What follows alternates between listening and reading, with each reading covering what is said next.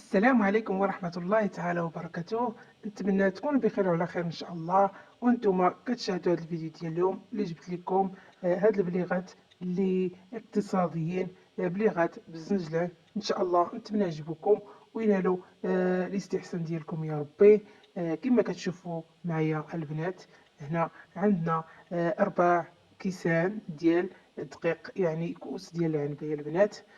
وهنا عندنا كأس يعني ونصف ديال الزنجلان محمص، يعني كتحمصوه غير شويه يا البنات، غير شويه باش ما يجيناش امر.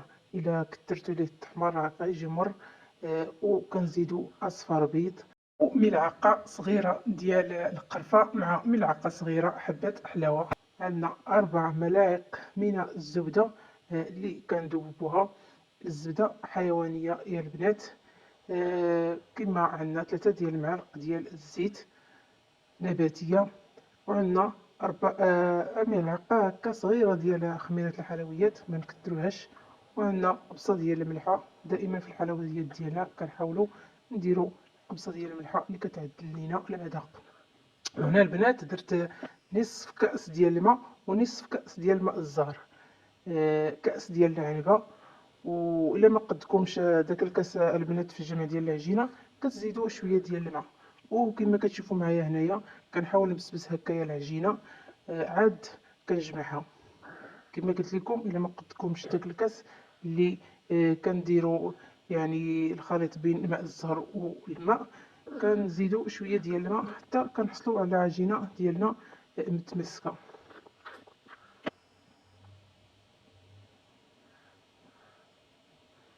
صافي البنات، ملي جمعت العجينات ديالي كنحاول نقسمها على قويرات. هنايا البنات خليتهم ارتاحوا لي شي 3 ديال الساعات. نتوما الا عندكم الوقت خليهم هكايا 3 سوايع ولا كتر، ولا كنتي زربانه تخليوهم هكايا نص ساعه. اقل وقت البنات هي نص ساعه، ضروري تخليوه يرتاح، العجين ديالنا يرتاح باش يسهل عليكم في الخدمه. صافي كما كتشوفوا معايا كنحاول ندلك العجينه ديالي بعد ما ارتحت ليا مزيان. المهم البنات، العجينه يعني ما تكونش رقيقه ما تكونش غليظه، يعني نتوما وكما كيقولوا عينكم ميزانكم.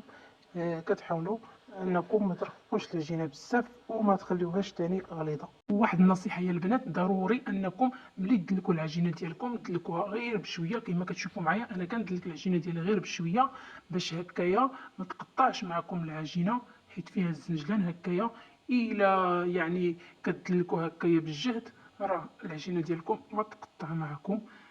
كما كتشوفوا في الفيديو كندلكوا غير بشويه. وصافي البنات كنساليو من الفتلاك ديال العجينه ديالي. كنحاول نقطع الاطراف باش تجيني العجينه ديالي مقاده. صافي كنقطع العجين ديالي على مربعات، تكون يعني مربعات متساويه. الا بغيتي تعبريهم عبريهم، ما بغيتيش عينك ميزانك كتحاولي، المهم يجيوك البليغات ديالك نفس الحجم كما كتشوفوا معايا في الفيديو. صافي كنقطعوهم على هذا الشكل هذا.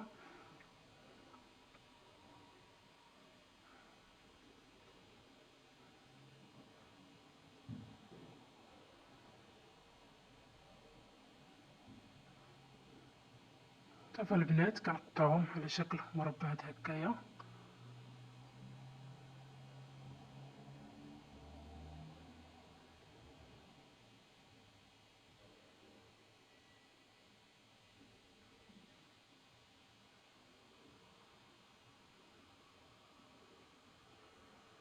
كنحاولوا اننا نحيدو دوك الزوائد اللي كيكونوا لينا في العجين ديالنا. هكايا الطريقه يا البنات ديال التشكيل راه ساهله، اسهل منها ما كاينش. انتم البنات يعني الطريقه سهله، كديري الصبع ديالك في وسط المربع وكتلوي طرف مع الطرف الاخر، وكتحصلي على شكل بليغات اللي كيجيو الصراحه جد رائعين. لا في الشكل ديالهم يعني منظر جد رائع. وان شاء الله البنات تعجبكم الفيديو وتعجبكم الطريقه ديالي.